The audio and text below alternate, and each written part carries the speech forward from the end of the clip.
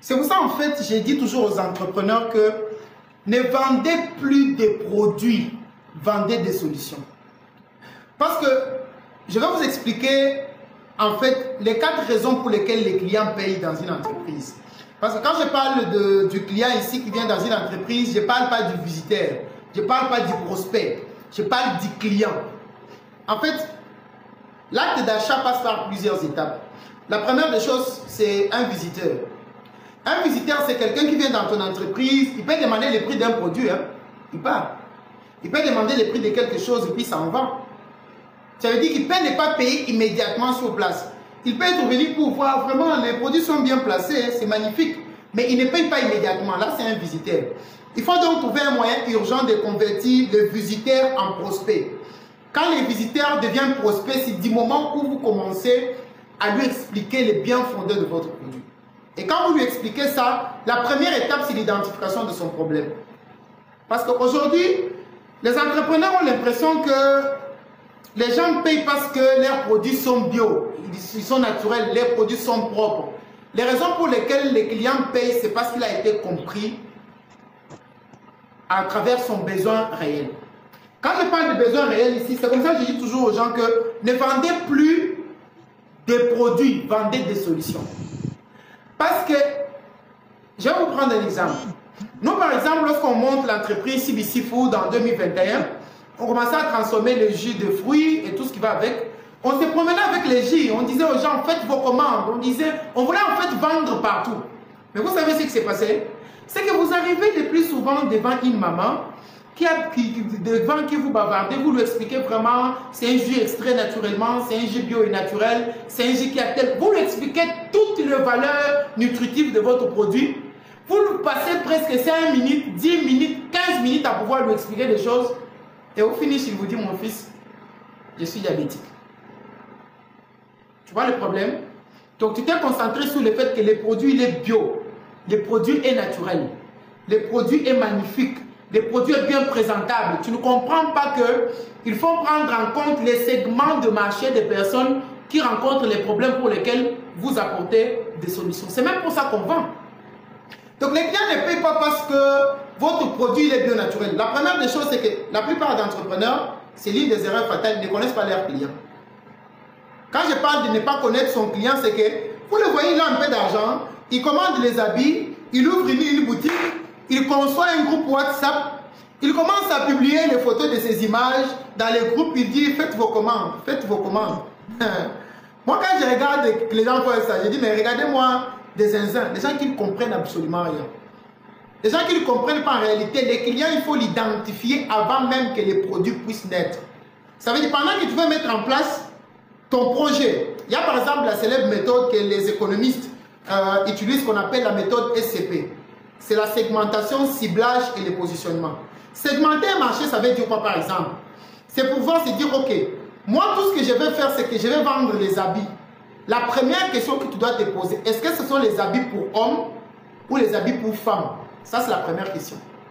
La deuxième question que je vais devoir me poser, c'est les hommes, même si c'est pour les hommes, c'est pour quelle tranche d'âge? Est-ce que c'est un marché pour les enfants ou un marché pour les adultes? Même si c'est un marché pour les adultes, tu peux segmenter les marchés selon l'âge, selon le sexe, même les niveaux socio-économiques.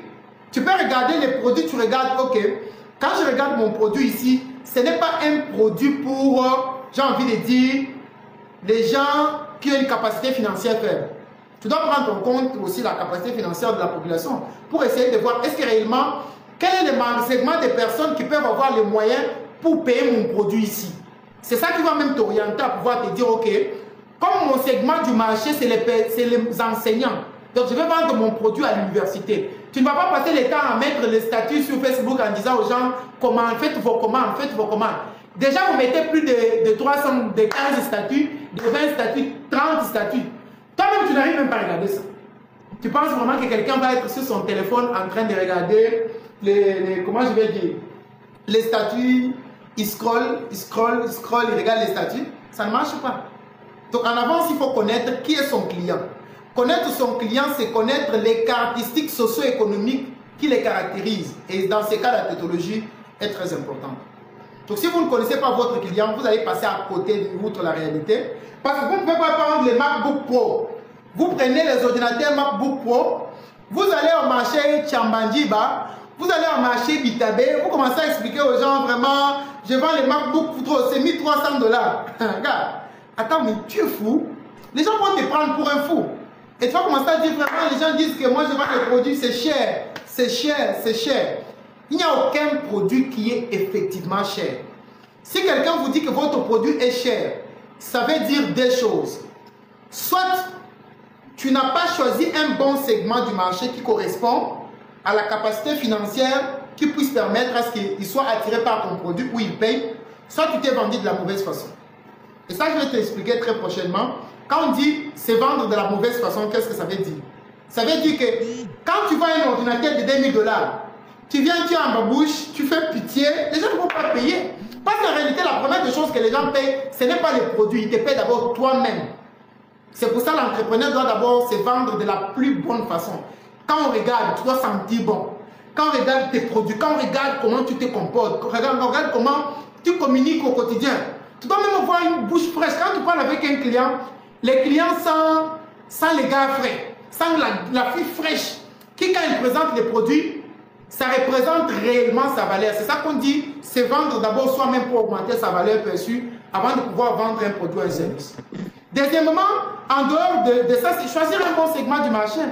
Soit tu ne t'es adressé aux mauvaises personnes. Quand je parle de mauvaises personnes, ce sont des personnes qui ne correspondent pas aux caractéristiques, ni les caractéristiques socio-économiques pour ton produit. Parce que quand tu vois les habits des enfants, mettons tu prends les étudiants, tu les mets dans un groupe WhatsApp. Est-ce qu'ils vont payer? Tu dis vraiment, faites vos commandes, vraiment, ça ne marche pas. Hey, le Seigneur n'a pas voulu. Le Seigneur, en tout cas, que le Seigneur seul s'en occupe. Ça ne peut pas marcher. Tu n'as pas choisi les segments du marché qu'il faut. La première des choses que vous devez faire, c'est choisir quel est le segment du marché qui correspond, n'est-ce pas, qui a les caractéristiques qui correspondent réellement à la valeur que je vais apporter à la communauté. Sinon, vous allez crever en silence. Vous allez dire que le produit est cher. Les gens disent que c'est cher, je ne peux plus vendre. En tout cas, c'est un business qui ne marche pas. Non.